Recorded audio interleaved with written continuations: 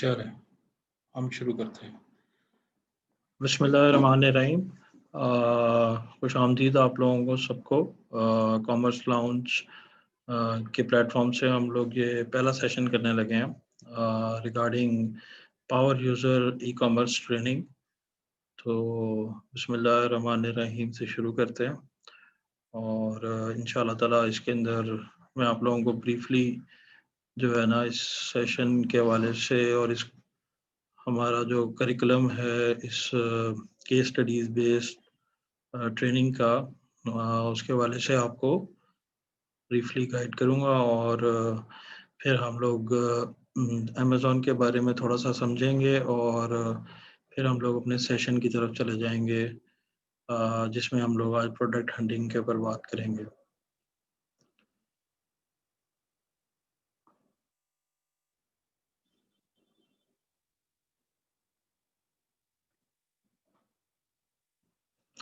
तो ये हम लोगों का जो कोर्स है इसके अंदर बेसिकली हम लोग क्या कर रहे हैं कि हम लोग एक पावर यूज़र बना रहे हैं जो कि कंप्लीट ई कॉमर्स के कॉन्सेप्ट को ग्रैस्प कर सके, जिसमें डेफिनेटली अमेज़ॉन सबसे बड़ी जो है ना वो चीज़ है और उसके अलावा भी डेफिनेटली बाकी प्लेटफॉर्म्स भी हैं जिसमें ईबे है, वॉलमार्ट है, जो है दराज है पाकिस्तान में। तो मल्टीपल प्लेटफॉर्म्स हैं जिन पे डिफरेंट प्रोडक्ट्स हम लोग सेल कर सकते हैं और जो है ना हम एक अपने लिए एक प्रॉफिटेबल बिजनेस घर बैठ के जो है ना वो डेवलप कर सकते हैं। तो आज हम लोग थोड़ा सा ब्रीफली हमारे इस कोर्स के हवाले से जो सेशंस हैं उसके ऊपर बात कर लेते हैं कि सबसे पहला सेशन जो कि आज हो रहा है हम लोग प्रोडक्ट हंटिंग के ऊपर कर रहे हैं अमेज़ॉन प्राइवेट लेबल की, कि आप अपना ब्रांड कैसे बना सकते हैं अमेज़ॉन के ऊपर और उसके अंदर आप जो प्रोडक्ट रिसर्च करेंगे वो आप कैसे करेंगे, कि क्या क्राइटेरिया फॉलो करेंगे। ठीक है, फिर उस दूसरी सेशन में हम लोग इसी प्राइवेट लेवल ब्रांड की सोर्सिंग के हवाले से बात करेंगे। तीसरे सेशन में हम लोग प्रोडक्ट लॉन्चिंग एंड रैंकिंग के ऊपर बात करेंगे, कैसे लॉन्च करना है, रैंक करना है। चौथे सेशन में हम लोग होलसेल एफबीए पे बात करेंगे और ये भी एक बिज़नेस है, बड़ा सिक्योर बिज़नेस है। कम इन्वेस्टमेंट के साथ आप जो है वो होलसेल एफबीए का बिज़नेस कर सकते हैं अमेज़ॉन के ऊपर। तो पाँचवें सेशन में हम लोग ड्रॉप शिपिंग के कॉन्सेप्ट्स पे बात करेंगे जिसमें डिफरेंट प्लेटफॉर्म अमेज़ॉन, वॉलमार्ट और ईबे पे आप कैसे प्रोडक्ट्स अपना बेच सकते हैं। और छठे सेशन में हम लोग माइक्रो प्राइवेट लेबल्स पे बात करेंगे अमेज़ॉन कनाडा, ऑस्ट्रेलिया, सऊदी अरब, यूएई की मार्केट प्लेसेस में और दराज के माइक्रो प्राइवेट लेबल ब्रांडिंग के ऊपर बात करेंगे। सातवें सेशन में हम लोग शॉपिफाई के ऊपर, वूकॉमर्स के ऊपर स्टोर कैसे बनाना है और उसकी ब्रांडिंग कैसे करनी है और ड्रॉप शिपिंग अगर स्टोर्स बनाने हैं लोगों ने तो उसके ऊपर हम लोग बात करेंगे। आठवें सेशन में हम लोग वर्चुअल असिस्टेंट फ्री लॉन्चिंग जो डिफरेंट प्लेटफॉर्म्स पे आप कर सकते हैं जिनके पास अभी सरमाया नहीं है तो वो अपवर्क पे, फाइवर पे, पीपल पर आवर पे फ्री लॉन्चिंग प्लेटफॉर्म्स के ऊपर जो है वो पैसा कमा सकते हैं, अपनी सर्विसेज सीख के अपना जो है बेच सकते हैं। ये अमेज़न 10 का फिर इसके अलावा आप अपना काइंडली आप अपना माइक अनम्यूट कर लें, दैट विल बी बेटर।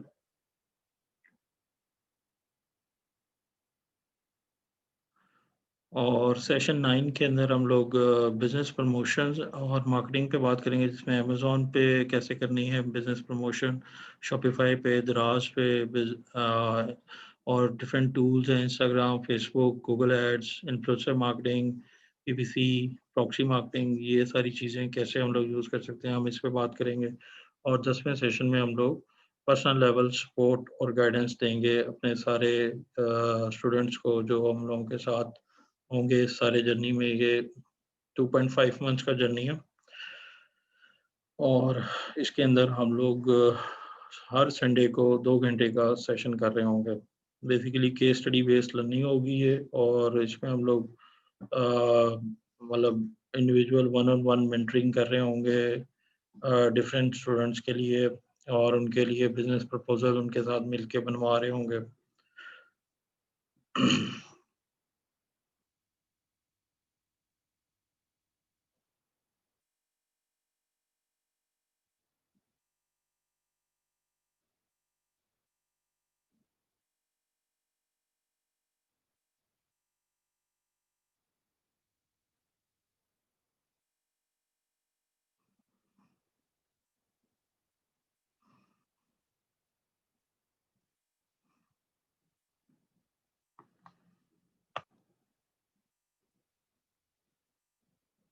तो इसकी कॉस्ट के ऊपर बात कर लेते हैं कि जो बेसिक कोर्स है जिसमें हम लोग एडवांस लर्निंग देंगे और लाइफ टाइम सपोर्ट देंगे, मनी बैक गारंटी देंगे।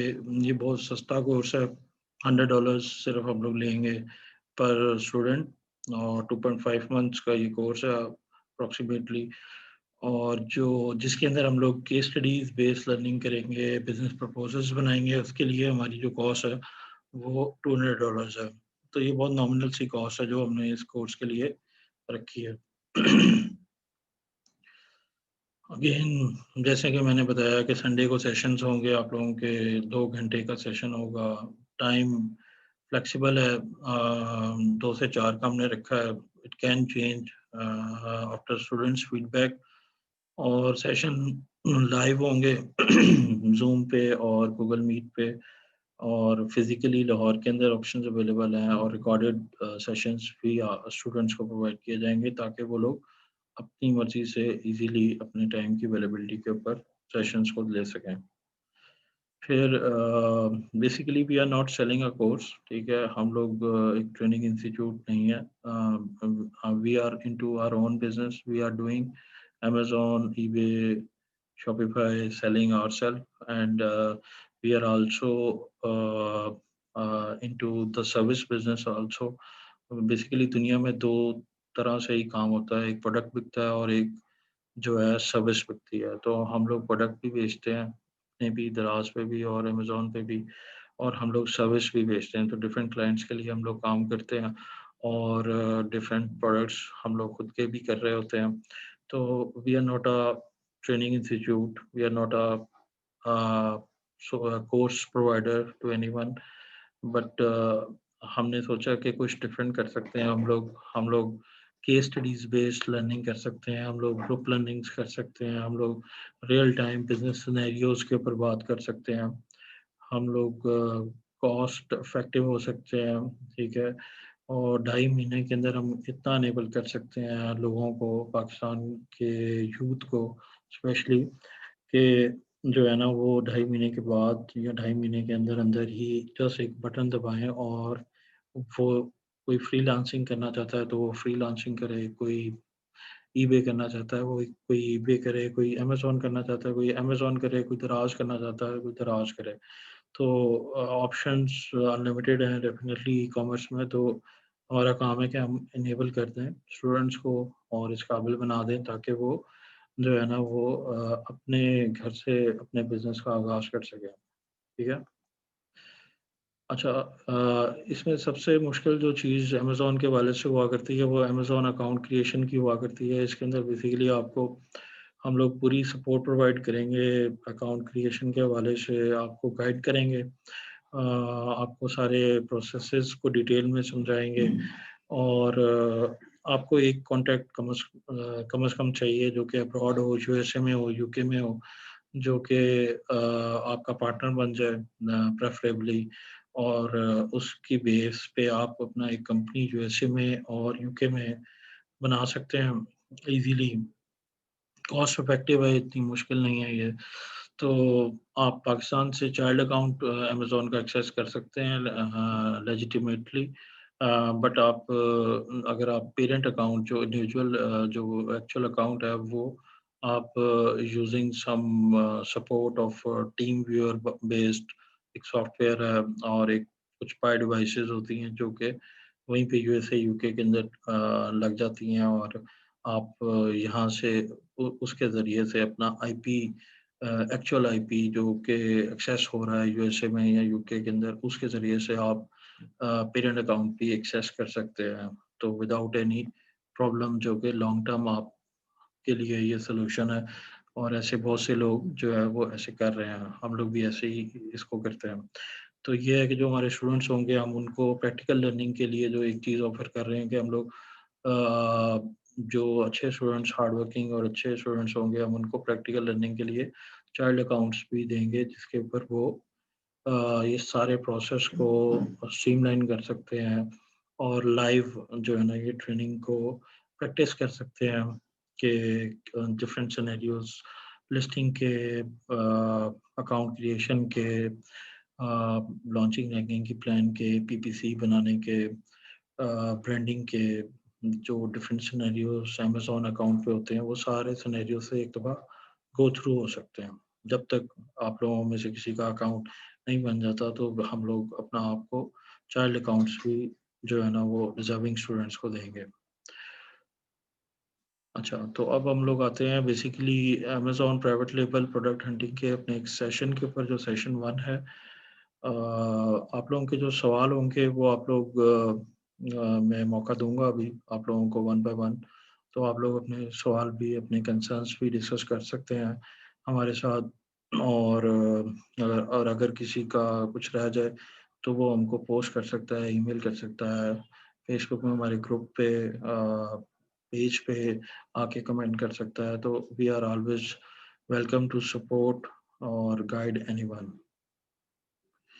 तो अमेज़न प्रोडक्ट हंटिंग की बात करते हैं। प्राइवेट लेबल डेफ़िनेटली, ब्रांड की पहले बात कर लेते हैं कि प्राइवेट लेबल ब्रांड क्या होता है। कि अगेन आप अपने लेबल के साथ कोई प्रोडक्ट सोर्स करें, बनाएँ चाइना से, पाकिस्तान से, प्रेफ़रेबली, क्योंकि यहीं से हम लोग ज़्यादातर करते हैं सोर्सिंग। और अपना लेबल छाप के उस प्रोडक्ट को जो है ना वो आप यूएसए की मार्केट में, यूके की मार्केट में, जो कि दुनिया की सबसे ग्रोन मार्केट प्लेसेस हैं, वहाँ पे आप अपना उन प्रोडक्ट्स को बेचें, just like a retail brand online market places में। तो जो ओवरऑल ई-कॉमर्स का सिनेरियो है, उसको आप लोग इस तरह से समझ सकते हैं कि अगर लेट्स सपोज़ पूरी दुनिया में ₹100 की सेल हो रही है ई-कॉमर्स मार्केट प्लेस पे, तो 60 से ₹70 की सेल जो है वो अमेज़न पे होती है और यूएसए के अंदर होती है। और जो बाकी के 30 बचे, उनमें से को ₹8-10 की सेल यूके में हो जाती है, ₹7-8 की सेल जापान और जर्मनी की मार्केट प्लेसेस में हो जाती हैं। तो ये top of the top market places हैं और इन सारी जगहों के ऊपर अमेज़न ऑपरेटिंग है, ठीक है? तो जो सेल वेलोसिटी है, जो सबसे टॉप नंबर 1 के ऊपर है, वो सबसे ज़्यादा अमेज़न पे, अमेज़न यूएसए के ऊपर सबसे ज़्यादा है, हाई है। फिर दूसरे नंबर पे आप कह सकते हैं यूके के अंदर, और फिर तीसरे नंबर पे आप कह सकते हैं कि वो जर्मनी या जापान के अंदर जो है ना वो हाई है, ठीक है?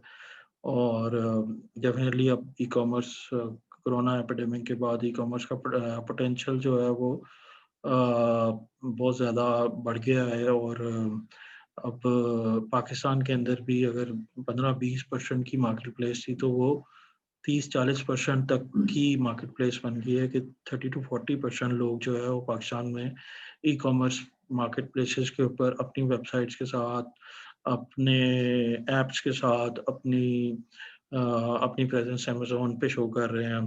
तो दराज़ पे बहुत सारे लोग अपना आके बेच रहे हैं। तो ओवरऑल अपना जो अब इस वक़्त प्राइवेट लेबल ब्रांडिंग का काम है, वो बहुत तेज़ी के साथ आगे बढ़ रहा है और ई-कॉमर्स मार्केट प्लेसेस पे आगे बढ़ रहा है, क्योंकि आपके पास बहुत से ऑप्शंस आ जाते हैं। तो प्रोडक्ट हंटिंग इसमें मैं ऐसे डिफ़ाइन करता हूँ कि अगर आप प्राइवेट लेबल की बात करें, तो 30% आपका फ़ोकस जो है वो प्रोडक्ट हंटिंग पे होना चाहिए। 30% आपका फ़ोकस जो है वो प्रोडक्ट सोर्सिंग पे होना चाहिए और 30% आपका फ़ोकस जो है वो लॉन्चिंग एंड रैंकिंग की स्ट्रेटजीज़ पे होना चाहिए। और डेफ़िनेटली उसके अंदर फिर मार्केटिंग का जो 10% बनता है, वो भी डेफ़िनेटली आपके फ़ोकस एरिया में होना चाहिए। तो इस तरह से ये हम लोग डिफ़ाइन करते हैं इस सारे जर्नी को, कि जिसमें जो पहला स्टेप है वो प्रोडक्ट हंटिंग का है। जितना अच्छा प्रोडक्ट होगा, आपका हंट किया हुआ, उतना ही आपके पास क्वेश्चन है कि वो लाइफ टाइम आपका एक एसेट, फ्लिपेबल एसेट बन सकता है। अच्छा, इसके कॉन्सेप्ट पे हम लोग बात करते हैं कि Amazon product hunting, private label branding के लिए क्या कॉन्सेप्ट है अपना, क्या हम लोग ढूँढ रहे होते हैं। बेसिकली अगर हम लोग बात करें तो सिंपल वन लाइन के अंदर हम लोग क्या कर रहे होते हैं कि ज़्यादा से ज़्यादा डिमांड जिस जिस प्रोडक्ट की है और लोएस्ट से लोएस्ट कंपटीशन जिस प्रोडक्ट का है, हम उस प्रोडक्ट को ढूँढ रहे होते हैं, ठीक है? मतलब डिमांड जो है वो मतलब टॉप पे हो, बहुत अच्छी हो और उसका कंपटीशन जो है ना वो कम हो, ताकि मकसद क्या है कि जब आप उसको लॉन्च करें, रैंक करने के लिए जाएँ तो आपका कम से कम बजट लगे, आप कम से कम ब्लीड हों। ब्लीड कहते हैं कि आपने मार्केटिंग जो करनी है, जो आपने गिवअवेज़ देने हैं, जो आपने बेसिकली पीपीसी रन करनी है, एड्स चलाने हैं, तो वो आपको उतने कम लगेंगे जब आपको कम कंपटीशन का सामना होगा। But on the contrary demand जो है वो बहुत ज़्यादा होगी, तो आप अपना क्विकली रैंक कर जाएँगे, तो आपको ऑर्गेनिक सेल, ऑर्गेनिक बोलते हैं कि without PPC, without spending money आपको रैंक होके आपको सेल आनी शुरू हो जाए। तो इसलिए हम लोग इस पंच लाइन के साथ काम कर रहे होते हैं कि डिमांड ज़्यादा हो और कंपटीशन लोएस्ट हो। तो ये हमारा मेन क्राइटेरिया है, ठीक है? तो अब इसको थोड़ा-सा डिटेल में डिस्कस करते हैं। अ, 7 एस्पेक्ट्स जो वायबल और प्रॉफिटेबल प्रोडक्ट्स के लिए ज़रूरी हैं, ठीक है? एक बेस्ट सेलर रैंक होता है, ठीक है? बेस्ट सेलर रैंक क्या होता है कि हर प्रोडक्ट का अमेज़न खुद से अपने एल्गोरिदम में उसकी डिमांड के मुताबिक जो है ना वो एक रैंक दे देता है, ठीक है? तो 1 नंबर रैंक जो है वो सबसे अच्छा रैंक है, ठीक है? और 1 लाख रैंक जो है वो सबसे बुरा रैंक है कि उसकी डिमांड या उसकी वेलोसिटी, सेल वेलोसिटी जो है वो कम है, ठीक है? तो मतलब बेस्ट सेलर रैंक एक इम्पोर्टेंट क्राइटेरिया है जिसकी बुनियाद पे हम लोग प्रोडक्ट को देख रहे होते हैं और कंपटीशन का बेस्ट सेलर रैंक क्या है, उसको देखना होता है कि ये जो निश है, निश बेसिकली होती है कि हम लोग लेट्स सपोज टेक्सटाइल एक निश है, टेक्सटाइल के अंदर फर्दर होम टेक्सटाइल आ जाए तो वो एक फर्दर एक सब निश है, ठीक है? तो निश का या कंपटीशन का हम लोग बीएसआर देखते हैं कि ओवरऑल एवरेज इसका बीएसआर क्या है, ठीक है? तो ये देखना होता है, फिर उसके रिव्यूज़ देखने होते हैं कि रिव्यूज़ बेसिकली क्या चीज़ है कि अपना जो सोशल प्रूफ होता है, जो आप प्रोडक्ट्स बेचते हैं डिफरेंट ई-कॉमर्स प्लेटफ़ॉर्म पे, तो आपको एज़ अ फीडबैक जो है कस्टमर्स की तरफ से रिव्यूज़ मिलते हैं, तो रिव्यूज़ और रेटिंग्स। तो जितना ज़्यादा आपके रिव्यूज़ हो जाते हैं, आप उतने ज़्यादा तगड़े सेलर हो जाते हो, ठीक है? तो अगेन इस पे आपको जो है ना वो कम से कम रिव्यूज़ के अंदर आपको जाना होता है ताकि आप अपनी जगह बना सकें, ठीक है? फिर आप ओवरऑल जो रिव्यू कंपटीशन का रिव्यू कंपटीशन के रिव्यूज़ हैं, एक निश है जिसके अंदर आप अपना कम्पीट करना चाह रहे हैं, आप उसके रिव्यूज़ देखते हैं, इंडिविजुअल रिव्यूज़ देखते हैं, इंडिविजुअल बेस्ट सेलर रैंक देखते हैं और कंपटीशन का बेस्ट सेलर रैंक देखते हैं। फिर आप प्राइस देखते हैं कि क्या प्राइस है आपकी।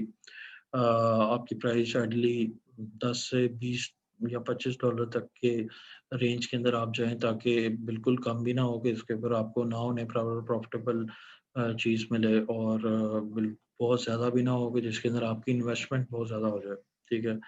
तो प्रोडक्ट में प्राइवेट लेबल ब्रांडिंग का पोटेंशियल होना चाहिए, ये एक चीज़ इम्पोर्टेंट है। फिर उसका मार्जिन जो है वो अप्रॉक्सिमेटली हम लोग 30% तो मिनिमम हम लोग कहते हैं कि 30% सारी कॉस्ट निकाल के, शिपिंग की, लॉजिस्टिक्स की, प्रोडक्ट की, ये सारी कॉस्ट निकाल के जो है ना उसका मार्जिन 30% प्लस होना चाहिए, ठीक है? बीएसआर अगेन जैसे मैंने बताया कि अमेज़न के एल्गोरिथम की बुनियाद पे होता है। नंबर 1 जो BSR is the highest sale उसकी होती है, डिमांड होती है ये बेसिकली प्रोडक्ट की, ठीक है? तो हर categories there are so many categories which are being sold on Amazon, ठीक है? और हर कैटेगरी का अपना बीएसआर होता है जो एल्गोरिथम के हिसाब से अमेज़न अलॉट करता है बीएसआर, ठीक है? अ, हम लोगों को 2 प्रोडक्ट्स को आपस में कम्पीट करना होता है। अभी ये मैं आपके सामने ये करूँगा, अभी ये सिर्फ़ थ्योरी के ऊपर नहीं हम लोग बात करेंगे, अभी मैं आपको अगेन ये करके भी दिखाता हूँ कि कैसे हम लोग अपना जो है ना, जब हम लोग क्राइटेरिया तक पहुँचेंगे तो फिर मैं आपको एक लाइव सिमुलेशन दिखाता हूँ कि how we hunt products, how we fulfil criteria and what is the criteria. But वहाँ तक हम लोग पहुँचते हैं तो तब तक हम लोग जो है ना फिर एक लाइव सिमुलेशन भी करते हैं। तो हम लोग 2 कंपीटिंग प्रोडक्ट्स को देखते हैं कि जो कम्पीट कर रहे हैं और उसके अंदर से बेस्ट बीएसआर हम लोगों ने देखना होता है। जो रिव्यूज़ हैं वो ओवर द टाइम बनते हैं, टाइम लगता है रिव्यूज़ बनने में, तो वो भी हम लोग देख रहे होते हैं कि क्या लिस्टिंग की एज है, कब से वो बेच रहे हैं और कितने नंबर ऑफ रिव्यूज़ हैं, और उसके ऊपर फिर हम लोग प्रोडक्ट को इवैल्यूएट कर रहे होते हैं। फिर हाँ, जैसे मैंने बताया कि प्राइस जो है वो $10 से $30 तक होनी चाहिए। आपको you don't have to be on first position of the keyword, ठीक है? Coming on first page against keyword is enough, ठीक है? आपको पहली पोजीशन पे होने की ज़रूरत नहीं है। आप पेज 1 के ऊपर देख सकते हो, इवैल्यूएट कर सकते हो कि कितने रिव्यूज़ हैं उस कॉम्पिटिशन के, और फिर उसके बाद आप उसके आगे बढ़ सकते हो। प्रॉफ़िट मार्जिन जैसे कि मैंने बताया 30% तक कम से कम होना चाहिए, ठीक है? ये भी अभी मैं निकाल के दिखाता हूँ कि कैसे हम लोग जो कॉस्ट है और सारी चीज़ें वेट, वॉल्यूम, सारे फैक्टर्स इंक्लूड करके हम लोग कैसे कॉस्ट कैलकुलेटर पे निकालते हैं, ठीक है? अब कैटेगरीज़ पे बात कर लेते हैं कि आपने कैटेगरीज़ कौन-सी चूज़ करनी है और किन निशेज़ में आप लोगों ने जाना है। टॉप लेवल कैटेगरीज़ होती हैं जिनके बीएसआर्स अच्छे होते हैं कुछ, ठीक है? और उसमें प्रॉफ़िटेबल कैटेगरीज़ हमने देखनी होती हैं कि उनके अंदर सेल वॉल्यूम क्या है, सर्च वॉल्यूम क्या है, प्राइवेट लेबल अपॉर्च्युनिटी है या नहीं है, वो क्राइटेरिया मैच कर रही हैं कि नहीं कर रही, ठीक है? फिर कुछ गेटेड कैटेगरीज़ भी होती हैं अमेज़न के ऊपर, जिनकी लिस्ट आपको इस लिंक के अंदर मिल जाएगी, ये स्लाइड में शेयर कर दूँगा आप लोगों के साथ। जो अमेज़न चेंज करता रहता है with the passage of time, जिनके अंदर हम लोगों को अप्रूवल लेनी पड़ती है और अनगेट करवानी पड़ती है, जिनके अंदर अमेज़न न्यू सेलर्स को फौरी तौर के ऊपर इजाज़त नहीं देता। गेटेड कैटेगरीज़ से मुराद है जिनमें आपको इनवॉइसेज़ और सर्टिफ़िकेट्स दे के अपने आप को एस्टेब्लिश करना होता है अमेज़न के सामने कि आप अपना उन कैटेगरीज़ के अंदर सेल कर सकते हो, ठीक है? तो इसी तरह कुछ गेटेड सब कैटेगरीज़ भी होती हैं। उसी तरह से मतलब उन सब कैटेगरीज़ के अंदर भी कुछ रिक्वायरमेंट्स होती हैं अमेज़न की, जिनको हम लोग फुलफ़िल कर दें तो फिर अमेज़न हमारे लिए अनगेट कर देता है। प्रेफ़रेबली हम लोग एडवाइस करते हैं कि आप शुरू में गेटेड कैटेगरीज़ में ना जाएँ, जैसे ब्यूटी, एक पेट सप्लाइज़, ये इस तरह की कैटेगरीज़ हैं जिनके अंदर अमेज़न ने रिस्ट्रिक्शन लगाई होती हैं कि आपको इनवॉइसेस देनी होती हैं और आपको सर्टिफ़िकेशन देनी होती हैं। But there are some companies जो कि हेल्प आउट आपको कर देती हैं। कुछ फ़ीस चार्ज करती हैं $200-300 तक की, आपको कैटेगरी अपग्रेड करवा देते हैं। जो प्रोडक्ट्स हम लोगों को अवॉइड करने चाहिए वो उसमें जो हैज़ार्डस मटीरियल होते हैं, क्योंकि उनमें सर्टिफ़िकेशंस इन्वॉल्व होती हैं, तो आपका बजट और एक्सपेंडिचर बढ़ जाता है। फिर हम लोग जो इलेक्ट्रॉनिक प्रोडक्ट्स हैं, हैज़ार्डस प्रोडक्ट्स हैं, बैटरीज़ टाइप प्रोडक्ट्स हैं, मल्टीपल वेरिएशन जो बहुत ज़्यादा वेरिएशंस हैं, जैसे क्लोथिंग निश है, उसके अंदर बहुत कलर वेरिएशन और साइज़ वेरिएशन इन्वॉल्व है। उन वेरिएशन वाले प्रोडक्ट्स को हम लोग कोशिश करते हैं कि हम लोग अवॉइड करें, क्योंकि उसमें आपको हर वेरिएशन के ऊपर जाके बहुत ज़्यादा ब्रीडिंग करनी पड़ती है, बजट लगाना पड़ता है और फिर उसके बाद कहीं जाके आपको स्टैंडिंग मिलती है जिसके ऊपर आप ऑर्गेनिक सेल्स बना सकते हो। अगेन वही इलेक्ट्रिकल सॉकेट्स, लायबिलिटी इश्यूज़ जिनमें हों, क्वालिटी इश्यूज़ हों जिनमें, या सेफ्टी रिक्वायरमेंट्स हों यूएसए के अंदर, तो वो चीज़ें हम लोग अवॉइड कर रहे होते हैं। टेक्सटाइल प्रोडक्ट्स के अंदर भी हम लोगों को बहुत ज़्यादा कॉम्पिटिशन का सामना होता है। डिमांड तो बहुत अच्छी है बट यूएसए में, यूके में इस तरह की चीज़ें जो हैं वो बड़े-बड़े ब्रांड्स बेच रहे होते हैं, तो वी कैन नॉट ऑब्वियसली आसानी से हम लोग कम्पीट नहीं कर सकते, बट छोटे-छोटे प्रोडक्ट्स निकल सकते हैं अगर आप मतलब अगेन करना चाहें टेक्सटाइल निश के अंदर भी। मैं ये नहीं कह रहा कि बिल्कुल नहीं करें, लेकिन ये है कि उसमें कुछ छोटे प्रोडक्ट्स निकल निकल सकते हैं जो कि आप देखें उनकी डिमांड और साथ में फिर उनके कम से कम रिव्यूज़ और वो फिर मैन्युफैक्चर करवा के आप उनको रीसेल कर सकते हैं, ठीक है। बट नॉर्मली जो बड़े प्रोडक्ट्स हैं लाइक डेनिम्स और लाइक जैकेट्स और इस तरह की चीज़ें जो हैं वो या होम टेक्सटाइल तो जो है ना वो हम लोग नहीं कर सकते। अभी ये तकरीबन 10 मिनट में ये लिंक मैं अपग्रेड करूँगा, ठीक है? तो ये अभी ख़त्म हो जाएगा, मैं दोबारा आपको लिंक शेयर कर दूँगा, तो आप लोग दोबारा सेशन को जॉइन कर लेना, ठीक है? तो ये टेक्सटाइल प्रोडक्ट्स को हम लोगों ने अवॉइड करना होता है, फिर जिसमें वेरिएशंस हैं, जिनकी साइज़ेज़ और ये कॉम्प्लिकेशंस इन्वॉल्व होती हैं, वो चीज़ें हम लोग अवॉइड कर रहे होते हैं। फिर वेपन्स रिलेटेड और पेटेंट्स को हम लोग बिल्कुल देख रहे होते हैं। यूएस पेटेंट को देख रहे होते हैं, यूके के अंदर पेटेंट को देख रहे होते हैं कि पेटेंट तो नहीं लोगों ने फाइल किया हुआ इन प्रोडक्ट्स का, तो उनको हम लोग अवॉइड कर रहे होते हैं क्योंकि वो पेटेंट वो जिन्होंने किया होता है वो आपको फिर रीसेल नहीं कर रहे होते, तो थोड़े से हम लोग जनरल प्रोडक्ट्स कर रहे होते हैं जिनमें तकरीबन सारे लोग बेच रहे हैं और अच्छा बेच रहे हैं। ग्लास मटेरियल अगेन ये चीज़ हम लोग हमेशा अवॉइड कर रहे होते हैं, ठीक है। प्लग्स, इलेक्ट्रिक सप्लाईज और ये चीज़ें हम लोग अवॉइड कर रहे होते हैं। हम लोग आपको क्राइटेरिया देंगे जिसके ऊपर ऑब्वियसली आपको बड़े तहम्मुल का मुज़ाहरा करना होगा।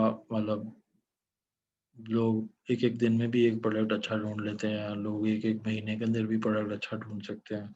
बट कंसिस्टेंसी के साथ अगर आप लोग क्राइटेरिया को फॉलो करते हुए रिसर्च करेंगे तो definitely you will find the product. तो यूएसए में हम लोग क्राइटेरिया की बात करते हैं, तो हम लोग क्राइटेरिया हमारा क्या है कि डिफरेंट टूल्स हैं, टूल्स के बारे में मैं अभी थोड़ी देर तक बताता हूँ जिनको हम लोग यूज़ करते हैं, जो ज़रूरी हैं इस सारे प्रोसेस के लिए। तो उन टूल्स के मदद से हम लोग अपना इनमें एक टूल है मर्चेंट वर्ल्ड, ठीक है? उसके अंदर हम लोगों का सर्च वॉल्यूम 1 लाख मंथली होना चाहिए कि 1 लाख लोग उसको देख रहे हों प्रोडक्ट को, ठीक है?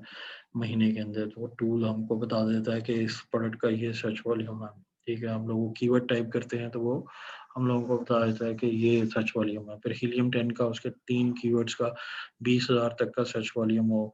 फिर जंगल स्काउट एक टूल है, उसका हम लोग निश स्कोर चेक करते हैं। निश स्कोर उसका 7 या 7 प्लस हो तो वो एक अच्छा प्रोडक्ट है। फिर बीएसआर हम लोग देखते हैं, बेस्ट सेलर रैंक के उसका अंडर 30,000 हो, ठीक है?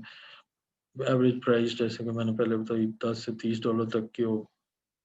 अमेज़न भी खुद भी सेलिंग करता है डिफरेंट प्रोडक्ट्स की। हम लोगों की कोशिश होती है कि अमेज़न ना बेच रहा हो उस प्रोडक्ट को, ठीक है? और फिर एवरेज रेवेन्यू टॉप 5 सेलर्स का हर एक ही मतलब 10,000 यूएस डॉलर जो है ना वो लाज़मी बेच रहा हो, ठीक है?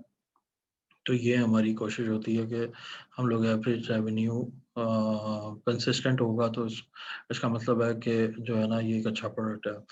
फिर मेन कीवर्ड उसके टाइटल में हो, वेट उसका 5 पाउंड या 5 पाउंड से कम हो, ठीक है? और वॉल्यूम उसका अगेन एक वॉल्यूम एक मिसाल दी हुई है कि बड़े वॉल्यूम वाले प्रोडक्ट्स हम नहीं कर रहे होते क्योंकि जितना वेट और सॉरी साइज़ बढ़ता जाता है उतना ही अपना जो है ना वो हमारा जो एफबीए की कॉस्ट है वो बढ़ती जाती है फुलफिलमेंट बाय अमेज़न यानी कि जब हम लोग अपना माल बना के चाइना से या पाकिस्तान से अमेज़न को भेजते हैं या किसी थर्ड पार्टी वेयरहाउस में भेजते हैं फुलफिलमेंट बाय मर्चेंट के लिए खुद से फुलफिलमेंट करने के लिए तो दोनों चीज़ों में हम लोगों को वेट और वॉल्यूम बेस के ऊपर कॉस्ट पड़ती है।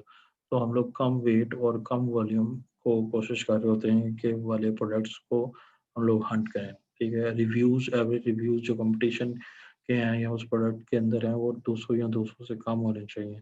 ये हम लोगों ने देखना होता है। फिर सीज़नल और ट्रेंडी एलिमेंट उसमें नहीं होना चाहिए और हीलियम 10 के टूल के मुताबिक अपना उसका जो 8 दिनों के अंदर हम लोग जो ब्लीडिंग करते हैं जब हमारा प्रोडक्ट अपना लाइव होता है अमेज़न के पास इन्वेंटरी जाती है तो 8 दिनों के अंदर उसके गिवअवेज़ टूल की मदद से हम लोगों को पता लग जाते हैं वो 200 या 200 से कम हो मतलब कम से कम ब्लीडिंग हमको करनी पड़े जिनकी जिसको हम लोग कहते हैं प्रॉक्सी मार्केटिंग, ठीक है, जिसके अंदर हम लोग फ्री गिफ्ट बांटते हैं ताकि हम लोग अमेजोन के एल्गोरिदम में हम लोग टॉप पे आए और हम लोगों को सेल, ऑर्गेनिक सेल मिलनी शुरू हो सके। वही बात है कि जो दिखता नहीं है वो बिकता नहीं है, तो वो दिखने के लिए, टॉप पे आने के लिए we need to give giveaways. तो वो हीलियम 10 का एक टूल है, ठीक है, वो मैं आपको बताऊंगा। अ, उसके ज़रिए से हम लोग अपना देखते हैं कि उस प्रोडक्ट के गिवअवेज़ 8 दिनों में हम लोगों ने करने होते हैं, 200 या 200 से कम हो। फिर जो टॉप 5 सेलर्स हैं वो उनका रेवेन्यू कंसिस्टेंट होना चाहिए और टॉप 5 सेलर्स में ब्रांड डोमिनेंसी नहीं होनी चाहिए। यानी कि एक ही ब्रांड मल्टीपल टाइम्स अपना जो है ना वो मल्टीपल लिस्टिंग्स के ऊपर ही ना बैठा हो, तो वो एक मतलब उसका कोई फ़ायदा नहीं होता। वो ब्रांड डोमिनेंट निश है तो उसको हम लोगों को अवॉइड करना है। प्राइस, सारे सेलर निस्बतन एक ही किस्म की प्राइस पे बेच रहे हो और जैसे कि मैंने बताया एवरेज रेवेन्यू 10,000 टॉप 5 का होना चाहिए। तो अगेन अच्छा रेवेन्यू होना चाहिए ताकि आप भी जब कम रिव्यूज़ वाले को जाके वहाँ पे कम्पीट करें और टॉप पे आए तो आपको भी जो है ना वो मौका मिल जाए, और आप अपना टॉप पे आके ऑर्गेनिक सेल्स जो है ना वो हासिल कर सकें।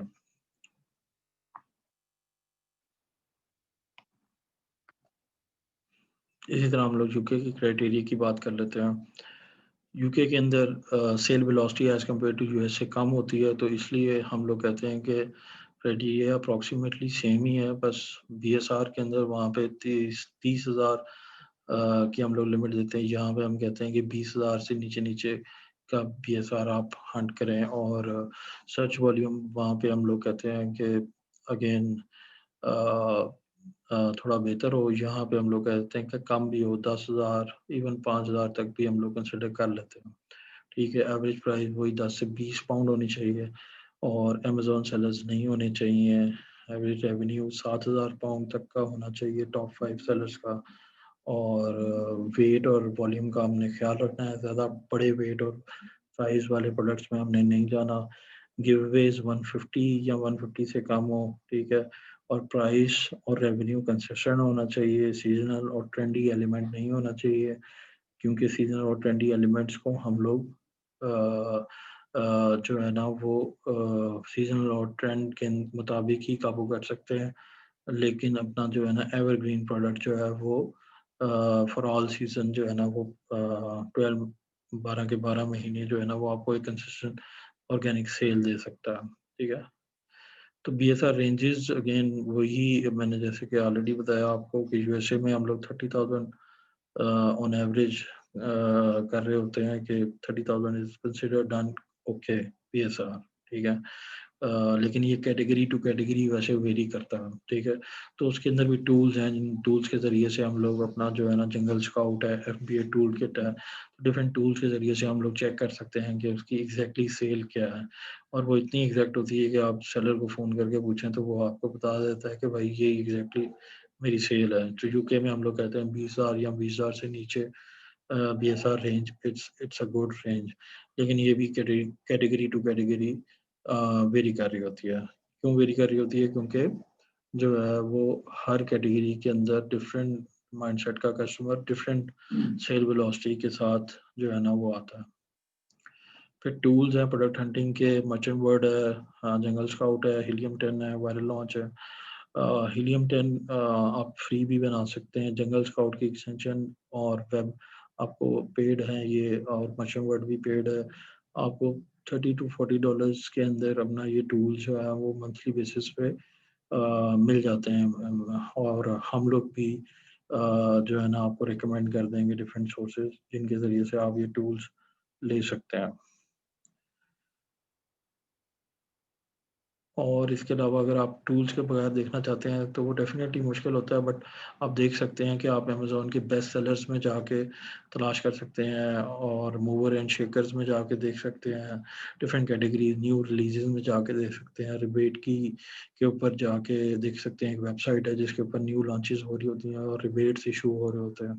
तो विदाउट टूल्स भी आप डेफ़िनेटली हंटिंग कर सकते हैं, लेकिन ये है कि वो थोड़ा आप कह लो कि रिस्कियर होता है फॉर द प्राइवेट लेवल कि आप एग्जैक्ट रिजल्ट्स के साथ अपना और बेटर रिजल्ट्स के साथ आप अपना जो है ना वो अपना प्रोडक्ट चूज़ करके वो करना चाहते हो, ठीक है।